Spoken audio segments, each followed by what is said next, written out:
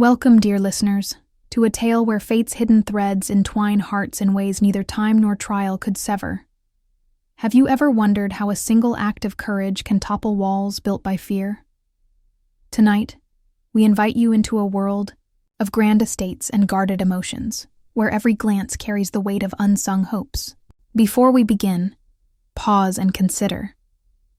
What would you sacrifice to protect someone you love?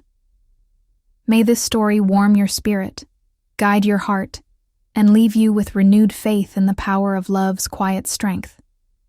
Let us pray for courage and compassion as our journey unfolds. Mr. Victor Langston, the steel-nerved CEO of Langston Industries, sat behind his mahogany desk, fingers drumming a staccato rhythm. He stared at the contract before him, an arrangement that could secure his company's future, or shatter the life of one defiant young woman. The proposal was simple in text, but seismic in consequence. Her name is Amara Bennett, and she's never bowed to authority.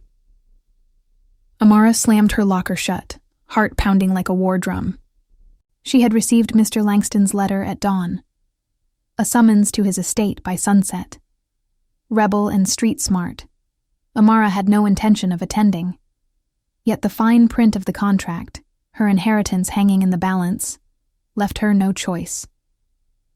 Why does he assume I need his protection? She thought, voice echoing against the corridor walls. A black limousine glided along the manicured drive, its tires whispering against crushed gravel. Amara watched the sprawling mansion encroach upon the skyline, turrets and marble gleaming like a fortress of secrets. Beneath her defiance lurked a pulse of trepidation. She was alone, far from the safety she had fought to build. The driver, silent as the grave, rounded a fountain that pulsed with moonlit spray. Doors opened with a pneumatic sigh. Victor ascended the grand steps, collared shirt crisp beneath an ivory blazer. He paused when he saw her. Amara's defiance radiated. In the set of her jaw and the fire in her eyes, he offered no hand, only a nod heavy with expectation. "I presume you read the terms," he said, voice rich with unspoken regret. Amara's eyes flashed. "I read them, and I refuse." Bold silence filled the marble hall. Portraits of Langstons, past watched as history held its breath. Victor unfolded the parchment, careful fingertips tracing the clauses. His gaze flickered to the storm brewing in Amara's chest. "You stand to lose everything if you walk away," he said softly. She met his eyes. "Then I'll lose it." His chest tightened as if she had drawn a blade. He knew then the iron rod of duty would crush any flicker of tenderness if he remained unmoved. They stood back to back in the cavernous foyer, the hush of their shared heartbeat throbbing louder than footsteps. At the far end, a portrait of Victor's late father, a stern visage carved in oil, seemed to judge them both. Victor's voice broke the quiet. "We will wed by sunset, under the terms of this contract. You will protect this company. I will protect you." Amara inhaled cold air. "Your terms have never included me," she whispered. Days later, the ceremony was a breath-stopping spectacle. Crystalline vows beneath rose-hung trellises, the sky painted lilac by twilight. Yet as the final word passed Victor's lips, Amara noticed, for the first time, the flicker of anguish in his steely gaze. They retreated to the bridal suite, candlelight throwing dancing shadows on damask walls. Victor removed his cufflinks, revealing a locket at his throat. Inside lay a faded photograph of a small orphanage, his kindness hidden. But why the secrecy? Amara's breath caught. This man, powerful, untouchable, harbored a compassion he refused to show the world. Victor turned, eyes dark with unspoken conflict. "You deserve more than this charade," he murmured. Before she could reply, a thunderous crash echoed from below. A scream cut through the hush. 5 days after the fire, Langston Manor stood scarred but standing. Victor led Amara through the soot-stained library where water dripped from the ceiling. He paused by a shattered window, gathering his composure. How fragile everything can become. Amara's gaze swept the shelves, books singed at the corners, memories half destroyed. She noticed a slim journal peeking from beneath debris. As she picked it up, Victor's breath hitched. "You shouldn't touch that," he warned, voice rough. "But it called to me," she replied, flipping it open. On the first page, in flowing script, "To protect those who cannot protect themselves." Amara's fingertips trembled. This journal was not Victor's, but someone he honored. Over the next fortnight, Amara shadowed Victor through boardroom battles and clandestine trips. One evening, she followed him beyond the city gates to a rundown orphanage. Hidden in moonlight, she watched him slip a thick envelope into Sister Maria's hands, his secret kindness laid bare. Yet as she stepped forward, Sister Maria turned, eyes widening. "Amara, you shouldn't be here." Her voice carried guilt and gratitude. Victor's tough facade cracked at the edge. Back at the manor, a sleek black envelope awaited them. Inside, photographs of Amara as a child, trembling beside a hospital bed. On the last image, a shadowed figure loomed. Her mother. A note read, "Tell Mr. Langston the truth, before I do." Amara's breath caught. Victor's jaw clenched. He recognized the handwriting. His estranged brother, Anton, the rival who coveted the company. That night, Victor confronted Amara in the candlelit hall. "Who is she?" he demanded, sliding the photos across the table. Amara's eyes stung. "She's my mother. She abandoned me after the accident." Victor's fingers tightened around a photograph. Not the whole story, but close enough. His mind spun. If Anton exposed her past, Amara would flee, and so would his chance to protect both her and his legacy. He forced a gentle tone. "I won't let him use this against you." She looked away, hurt, flaring. Does he care, or only his company? The next morning, amid boardroom tension, Amara discovered a familiar painting hanging behind Victor's desk. A portrait of two children on a baie, windswept hillside, one a boy, one a girl. The girl's hair was pinned just like Amara's childhood photo. "Victor, that looks..." she began, voice trembling. He cut in. "It's my sister. She died in a car crash the year we turned 12. Amara's hand flew to her throat. "My mother. She lost a daughter at 12. Her name was Amara Bennett." The room spun. They stood bound by more than contract, by a shared tragedy neither had known until now. No sooner had they acknowledged this bond than Anton's shadow slipped in. That afternoon, Victor found faked legal documents in the archives. A forged will naming Anton as the sole heir, nullifying Victor's control, and plunging the orphanage's funding into jeopardy. Anger lanced through him. He summoned Amara. "He'll use this to break everything I built. And if your past comes out, you'll be ruined too." Amara's eyes flashed. "Then we fight him, together." His gratitude was fierce, but he said nothing, terrified of letting emotion overrule strategy. Under cover of darkness, Anton's men infiltrated the manor's vault. Amara, patrolling the hallway, collided with one of them. Her body slammed against stone. He held a tablet displaying the forged will. "Stay out of this, girl," he growled. Before she could react, Victor burst from the gloom, collar raised, eyes blazing. He fought the intruder, but in the scuffle the tablet shattered. The intruder fled. Victor turned to Amara, chest heaving. She reached for him, only for him to recoil. "You shouldn't have been here," he snapped, betrayed by his own fear. Amara's heart fractured. The next dawn, Amara wandered through the manor's private gallery, light filtering through stained glass windows in shards of gold and rose. Each portrait held a secret, a child's lost laughter, a lover's whispered vow. She stopped before a painting of a young girl beside a grand oak, Amara Bennett. Beneath it, an inscription read, "To my daughter, whose spirit guides our path." Her mother never abandoned her. A tremor ran through Amara as the truth unfurled in her mind like smoke. That evening, Victor found Amara in the courtyard, rain tapping the marble like urgent fingertips. She held her mother's letter, soaked and trembling.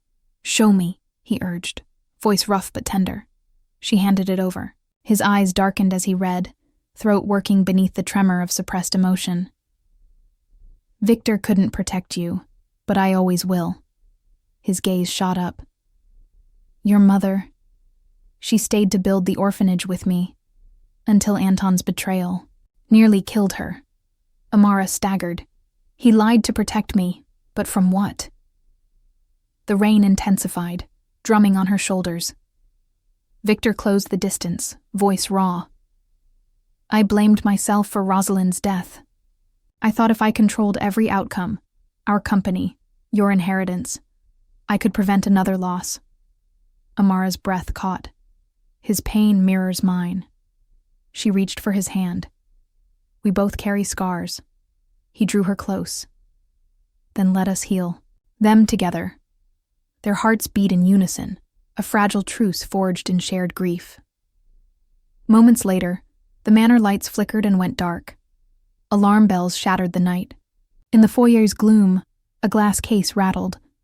Younger siblings' keepsakes scattered across the floor. Victor flicked on his phone's flashlight. Amara's blood ran cold as the beam landed on a dripping envelope, stamped with Anton's seal, and waxed in crimson. He picked it up, unfolding the note inside. His face paled. "If you trust her, you'll be the next to fall, just as she did." Behind them, footsteps echoed on the marble, slow and deliberate. A week after the gallery ultimatum, Victor and Amara attempted a fragile peace. Their footsteps echoed through the marble corridors as they reviewed the forged documents and plotted Anton's undoing. Yet beneath their resolve lay a current of unease. Anton's voice still haunted the manor's walls. That night, as the clock struck midnight, a shrill scream shattered their vigil. Amara bolted from the study, only to see the library doors burst inward. Two masked figures seized Victor, pinning him to the oak desk. He fought valiantly, but a blow to the temple sent him crashing to the floor. "Release him!" Amara roared, rushing forward. One assailant brandished a syringe. Before she could intervene, he plunged it into Victor's neck. With a cry of rage, Amara tackled the man, but the second intruder yanked her away, dragging her into the shadowy wings of the estate. Victor's world blurred, darkness closing in as he reached futilely for her. Amara awoke bound to a rickety chair in a derelict carriage house on the edge of the estate grounds. Moonlight slanted through broken windows, illuminating splintered beams and puddles of rainwater. Panic's icy fingers gripped her as she struggled against her ropes. I must stay strong. For Victor. For us. A single lantern flickered on the far wall. She heard muffled voices, Anton's sneering tones, backed by two hired thugs. "You've been useful enough, Amara," Anton spat. "Now watch Mr. Langston suffer for his sins." Amara's heart thundered. She strained against the ropes. Her fingers grazed the knot. Sweat and cold intermingled on her skin. She could almost taste freedom. Back at the manor, Victor awoke in a haze, bruised but driven. Amara gone, taken by Anton's men. He stumbled to his feet, fury fueling every breath. He collapsed onto the desk, clutching the orphanage journal, and found the page detailing an emergency signal. A secret code Victor had taught Rosalind's caretakers. Victor dashed to the servants' quarters, rousing his most trusted aide, Maria. Together, they raced to the carriage house, following hoofprints in the muddy drive. As they approached, Victor's mind replayed Amara's sacrifice, the way she'd stepped between him and danger time and again. Inside, Amara's strength began to wane. Her captors had stripped her of shoes and jacket, the night's chill seeped into her bones. Anton entered, grin gleaming in the lantern light. "Your sacrifice will be the end of your beloved CEO," he hissed. "Farewell, Amara." He strode toward her with a knife in hand. She closed her eyes, bracing for the final blow. Suddenly, the barn doors splintered. Victor and Maria rushed in, guns drawn, voices echoing in the rafters. "Let her go, Anton," Victor commanded, voice echoing with desperation. Anton laughed and lunged, but Maria tackled him. Victor sprinted to Amara, cutting her bonds with a trembling blade. She fell into his arms, shivering and pale. "I thought I lost you," Victor whispered, pressing her close. Amara's lips curved weakly. "I'd do it again. You are worth every sacrifice." A gunshot cracked through the air. Maria staggered, clutching her side, eyes wide in shock. Anton's second thug fled into the shadows. "Maria!" Victor cried, dropping to his knees beside her. Maria's blood pooled beneath her. She managed a small smile. "Save Amara. It's not over." Victor's hands shook as he supported Maria and bundled Amara into his arms. Tears pooled in Amara's eyes as Victor carried them both into the night. They made it to the manor's front doors when a deafening roar split the sky. Lightning illuminated Anton's figure on the steps, gun raised and silhouetted against the storm. "Tonight your love dies with her," he shouted. Victor squared his shoulders, Amara cradled in his arms, Maria fading at his side. He glanced down at Amara, her pulse faint, her breath shallow. "I won't let you," he vowed. Anton's finger tightened on the trigger, and the thunder crashed so loud that it swallowed the shot. The storm's roar receded as dawn's pale light filtered through shattered windows of the grand foyer. Victor stood at the threshold, Amara still trembling in his arms, Maria's steady hand guiding them toward safety. In the stillness, the final piece of the puzzle clicked into place. Anton's betrayal was not only born of greed, but of a twisted grief over their father's favoritism. Gathering the household staff and the recovered board members in the great hall, Victor held aloft the authentic will, carefully restored from deep within the orphanage journal's hidden pocket. "With this I reclaim my right to lead Langston Industries," he announced, voice resonant, "and with it, the future of every life we vowed to protect." Amara stepped forward, drawing strength from the warmth of Victor's gaze. Anton manipulated every secret, my past, his own pain, to shatter us. But love withstands even the darkest deceit. As murmurs rippled through the assembly, the manor doors swung open and officers escorted Anton in irons. His eyes, once so confident, now flickered with shame. Anton's trial unfolded swiftly. Evidence of his forged documents, hired thugs, and threats to both the company and Amara were laid bare. In the courtroom's hush, he attempted a final plea, a confession of loneliness masquerading as vengeance. Victor stood beside Amara as the judge delivered sentence: restitution of all stolen assets to Langston Industries and the orphanage, and a 5-year term with mandated therapy. As Anton was led away, he glanced at Victor, no longer with hatred, but a poignant regret. Victor nodded, offering neither triumph nor gloat, but an unspoken hope for redemption. That evening, the estate's restored gardens were lit by 1,000 lanterns, floating like stars amid fragrant blossoms.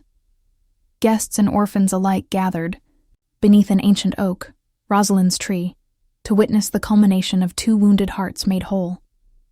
Victor stepped onto a raised platform, hand in his pocket. Amara's breath caught as he withdrew a small velvet box.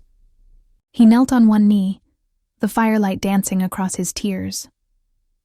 "Amara Bennett," he began, voice steady yet quivering. "You walked into my life as a contract, but taught me that love writes its own terms. You gave me the courage to let go of control and embrace vulnerability. Will you marry me? This time, by choice, not obligation?" Tears shone in Amara's eyes as she knelt beside him. Yes. Yes, 1,000 times over. He slid the ring onto her finger, and the crowd erupted in joyous applause. Their first kiss as fiancé was met with lanterns rising into the night sky, carrying with them whispered prayers of hope and healing. Love is not a contract to be signed in the safety of walls, nor a transaction of convenience. It is the courage to reveal one's deepest scars and the grace to bind two souls through shared healing. Thank you for joining us on this journey of loss and redemption, of hidden kindness and unveiled truths. May Victor and Amara's story remind us that true love demands sacrifice, but rewards us with the freedom to be wholly ourselves. Did this story touch your heart? Let us know in the comments below, and don't forget to subscribe for more tales of love's transformative power.